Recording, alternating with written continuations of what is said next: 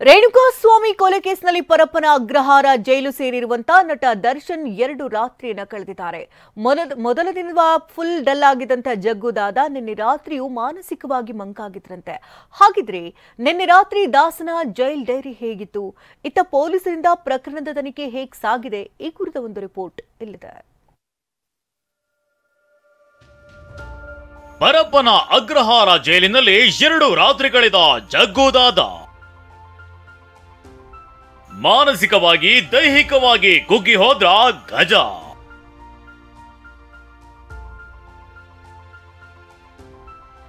ಹದಿಮೂರು ವರ್ಷದ ಬಳಿಕ ನಟ ದರ್ಶನ್ ಮತ್ತೆ ಜೈಲು ಹಕ್ಕಿಯಾಗಿದ್ದಾರೆ. 2011ರಲ್ಲಿ ಪತ್ನಿಯನ್ನ ಹಿಗ್ಗಾಮುಗ್ಗ ಥಳಿಸಿ ಜೈಲು ಸೇರಿದ್ದ ದರ್ಶನ್ ಈಗ ರೇಣುಕಾಸ್ವಾಮಿ ಕೊಲೆ ಕೇಸ್ನಲ್ಲಿ ಅಂಧರಾಗಿದ್ದಾರೆ. ಶನಿವಾರ ಪರಪ್ಪನ ಅಗ್ರಹಾರ ಸೆಂಟ್ರಲ್ ಜೈಲಿಗೆ ಕಾಲಿಟ್ಟಿರೋ ನಟ ದರ್ಶನ್ಗೆ ನಿನ್ನೆ ರಾತ್ರಿಯೂ ಜೈಲಿನ ಮೆನುಮೆನಂತೆ ಮುದ್ದೆ, ಚಪಾತಿ, ಅನ್ನ, ಸಾಂಬಾರ್ ನೀಡಲಾಗಿದೆ. ಇನ್ನು 4 ಗೋಡೆಗಳ ಮಧ್ಯೆ ಸತೀಶ್ ಚಂದ್ರನ್ ಅಡಿಕೆ ತಟ್ಟೆ ತಯಾರಿ ಬಿಸ್ನೆಸ್ ನಲ್ಲಿ 17% ಲಾಭ ಗಳಿಸ್ತಿದ್ದಾರೆ. ನೀವು ಕೂಡ ಅವರಿಂದ ಕಲಿಬೇಕಾ? ಅವ್ರ ಜೊತೆ ವಿಡಿಯೋ ಕಾಲ್ ನಲ್ಲಿ ಮಾತಾಡಬೇಕಾ? ಈಗಲೇ ಫ್ರೀಡಮ್ ಆಪ್ ಡೌನ್ಲೋಡ್ ಮಾಡಿ. 2 ರಾತ್ರಿ ಕಳೆದಿರೋ ಜಗ್ಗುದಾದ ಮಾನಸಿಕವಾಗಿ ದೈಹಿಕವಾಗಿ ಕುಗ್ಗಿ ಹೋಗಿದ್ದಾರಂತೆ. ಇನ್ನೊಂದೆಡೆ ಮಹಿಳಾ ಬ್ಯಾರಕ್ ನಲ್ಲಿರೋ ಪವಿತ್ರ ಗೌಡ ಕಣ್ಣೀರು ಹಾಕ್ತಿದ್ದಾಳಂತೆ. ತನ್ನಿಂದಲೇ ತನ್ನ ಜೀವದ ಗೆಳೆಯ ಸುಬ್ಬನಿಗೆ ಹೀಗಾಯ್ತಲ್ಲ ಅಂತ ದಿಕ್ಕೆಟ್ಟವಳಂತೆ ಕೂತಿದ್ದಾಳಂತೆ. ಯಾರೊಂದಿಗೆ ಹೆಚ್ಚಿಗೆ ಮಾತಿಲ್ಲ, ಮೌನವೇ ಎಲ್ಲ. ಪರಪ್ಪನ ಅಗ್ರಹಾರ ಜೈಲಿನ ಭದ್ರತಾ ವಿಭಾಗದ ಬ್ಯಾರಕ್ನ ವಿಶೇಷ ಸೆಲ್ನಲ್ಲಿರೋ ದರ್ಶನ್ ಯಾರೊಂದಿಗೂ ಹೆಚ್ಚಿಗೆ ಮಾತನಾಡದೆ ಮೌನಕ್ಕೆ ಶರಣಾಗಿದ್ದಾರಂತೆ. ನಿನ್ನೆ ಭಾನುವಾರವಾಗಿದ್ರಿಂದ ಯಾರ ಭೇಟಿಗೂ ಅವಕಾಶ ಇರಲಿಲ್ಲ. ಇಂದು ದರ್ಶನ್ ಆಪ್ತರು, ಕುಟುಂಬದವರು ಮತ್ತು ಪವಿತ್ರ ಗೌಡ ಫ್ಯಾಮಿಲಿಯವರು ಭೇಟಿ ನೀಡುವ ಸಾಧ್ಯತೆ ಇದೆ.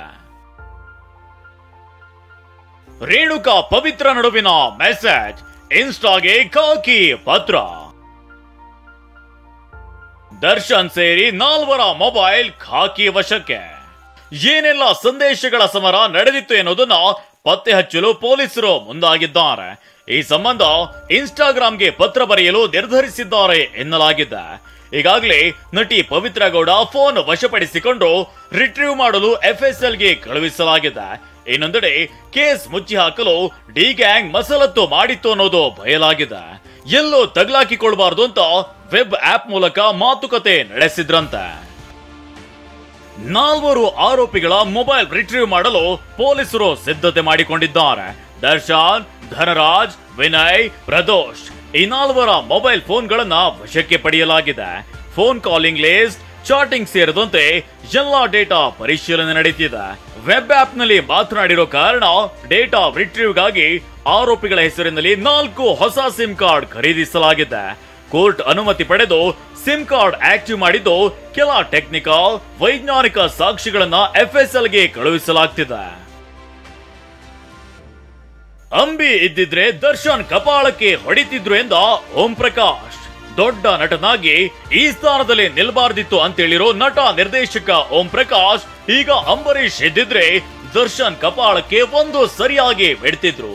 ಸುಮಲತಾ ಅವರಿಗೂ ದರ್ಶನ್ ಮಗ ಅನ್ನೋದು ಇರುತ್ತೆ, ಆದ್ರೆ ಅವರು ರಿಯಾಕ್ಟ್ ಮಾಡಿಲ್ಲ ಅಷ್ಟೇ ಅಂತ ಓಂ ಪ್ರಕಾಶ್ ಹೇಳಿದ್ದಾರೆ. ಆ ಗೌರವನ ಕಾಪಾಡಿಕೊಂಡು ಇಷ್ಟುವರೆಗೂ ಬಂದಿರುವಂಥ ವ್ಯಕ್ತಿ ಎಲ್ಲೋ ಒಂದು ಕಡೆ ಒಂದು ಸಣ್ಣ ವಿಷಯದಲ್ಲಿ ಈ ರೀತಿ ತಗ್ಲಾಕೊಂಡು ಇವತ್ತು ಅಲ್ಲಿ ಆರೋಪ ಸ್ಥಾನದಲ್ಲಿ ನಿಂತಿದ್ದಾರೆ ಅಂತ ಅಂದಾಗ ತುಂಬ ತುಂಬ ತುಂಬ ಬೇಜಾರಾಯಿತು. ಬಟ್ ಅಂಬರೀಷ್ ಅಣ್ಣ ಇದ್ದಿದ್ರೆ ಮಾತ್ರ ಖಂಡಿತ ಕಾಪಾಡಕ್ಕೆ ಮಾಡೋದು 2 ಬರಲಿ ಅಂತ ಹೇಳ್ಬಿಟ್ರೆ ಬೈದು ಉಗಿದು ಹೇಳಿರೋರು. ನಟಿ ನಿಖಿತಾಳಿಂದ ನಾನು ದರ್ಶನ್ ದೂರವಾದೆವು ಎಂದ ಓಂ ಪ್ರಕಾಶ್. ನಿಖಿತಾ ಎನ್ನುವ ಓರ್ವ ನಟಿಯಿಂದ ನಾನು ದರ್ಶನ್ ದೂರವಾದೆವು. ಕಳೆದ 10 ವರ್ಷಗಳಿಂದ ನಟ ದರ್ಶನ್ ಜೊತೆಗೆ ಒಡನಾಟ ಇರಲಿಲ್ಲ ಅಂತ ನಟ ನಿರ್ದೇಶಕ ಓಂ ಪ್ರಕಾಶ್ ಹೇಳಿದ್ದಾರೆ. ದಾಸನಿಗಾಗಿ ರಾಯಚೂರು ಅಭಿಮಾನಿಗಳ ಕಣ್ಣೀರು. ಕೊಲೆ ಕೇಸ್ನಲ್ಲಿ ಪರಪ್ಪನ ಅಗ್ರಹಾರ ಜೈಲು ಪಾಲಾಗಿರುವ ನಟ ದರ್ಶನ್ ನೋಡಲು ರಾಯಚೂರು ಜಿಲ್ಲೆ ಲಿಂಗಸಗೂರಿನಿಂದ ಹಲವು ಅಭಿಮಾನಿಗಳು ಆಗಮಿಸಿದ್ರು. ಆದ್ರೆ ಭಾನುವಾರ ಆದ ಕಾರಣ ಭೇಟಿಗೆ ಅವಕಾಶ ನೀಡಿರಲಿಲ್ಲ. ಜೈಲಿನ ಹೊರಗಡೆಯೇ ಕೆಲ ಅಭಿಮಾನಿಗಳು ಕಣ್ಣೀರು ಹಾಕಿದ್ರು.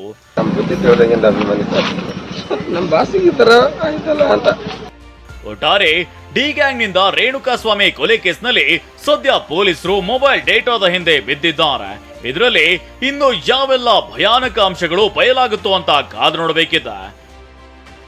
Bureau report ಟಿವಿ9.